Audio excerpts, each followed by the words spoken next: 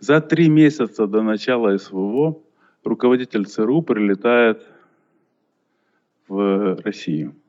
Встречается с помощником президента. Вот это я не придумываю. Это не то, что я там кого-то хочу обидеть или что-то переделать. Я просто пересказываю статью журналиста Аркинса. Бернс прилетает в Российскую Федерацию, встречается с помощником президента по зарубежным вопросам, встречается с Нарышкиным, встречается с Патрушевым, встретиться с президентом хоть и России, хоть ему обещали встречу, не получается, коронавирус. Он прилетел на 1 день, он остается на 2-й день. И в нарушение всех регламентов ему делают связь с Владимиром Путиным и с территории Российской Федерации, не с территории посольства Соединенных Штатов. То есть Аркинс это подчеркивает, значит разговор нельзя было записать. По всем протоколам такие встречи между первыми лицами обычно пишутся, стенографируются и подкладываются, засекречиваются для того, чтобы связь, для того, чтобы это было для потомков. И разговором Бернс оказался очень доволен. Он был просто счастлив. Аркинс это подчеркнул. Значит, как передавая слова Бернса, он с кем-то поделился, Бернс, а этот кто-то рассказал об этом Аркинсу. Аркинс сказал, что конфликт на Украине будет. И конфликт будет проходить в определенных границах, которые оговорены. Российская Федерация ограничится исключительно Украиной. И Российская Федерация будет проводить конфликт в режиме спецоперации. Наверное, оттуда и пошло это слово, потому что до сих пор никогда раньше специальная военная операция, такого термина не было. Российская Федерация пообещала, что конфликт будет в режиме спецоперации и будут приняты правила, как для дипломатов.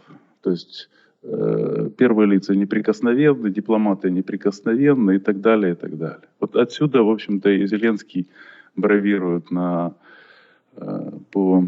виду у наших пушек. Дальше Соединенные Штаты пообещали о том, что НАТО вмешиваться не будет, и о том, что удары по территории Российской Федерации наноситься не будут. Вот. И дальше Аркинс описывает всевозможные вещи, которые касаются конкретно ЦРУ, но пишет о том, что ЦРУ под давлением Конгресса и Сената все-таки были вынуждены начать поставки оружия на Украину. Но под эти поставки оружия Соединенные Штаты навязали всем участникам коалиции антироссийские те же правила, те обязательства, которые они на себя взяли. Не бить по Российской Федерации. Да, Аркин закончил тем, что в этой статье, она называется «Близорукость», «Слепые пятна ЦРУ», дословно. Он закончил это тем, что написал о том, что Украина и Великобритания все время выходят за эти красные линии, которые были очерчены Соединенными Штатами. Мы сейчас, в принципе, мы это и наблюдаем.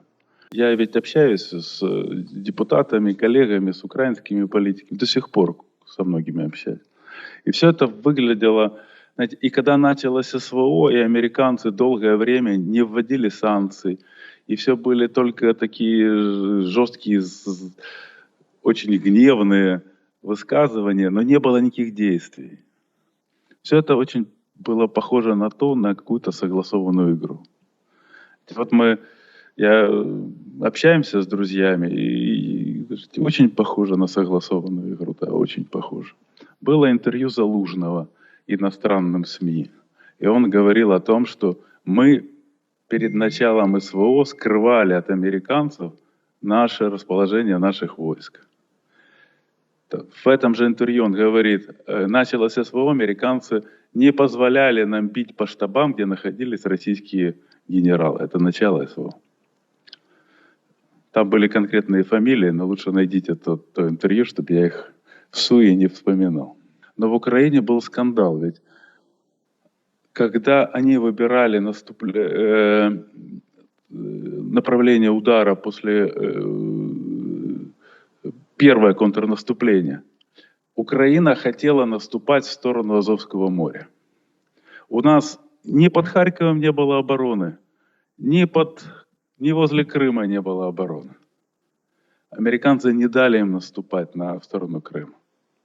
Они сказали, это вызовет ненужную эскалацию конфликта. Да. В СМИ они говорят о том, что весь мир за нас все НАТО, посчитайте, сколько у НАТО танков, самолетов, какой у России 2% ВВП, а сколько у НАТО, у всего Запада.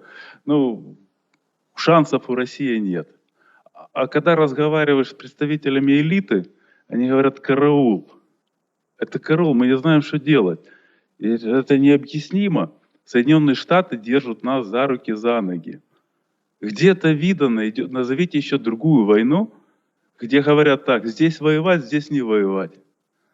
Вспомните день мятежа, да, Пригожина. ЧВК «Вагнер» движется в Москву. Суббота, да, по-моему, была. В Соединенных Штатах шаббат. Они собирают, Бернс набирает Нарышкина и говорит о том, что это не мы.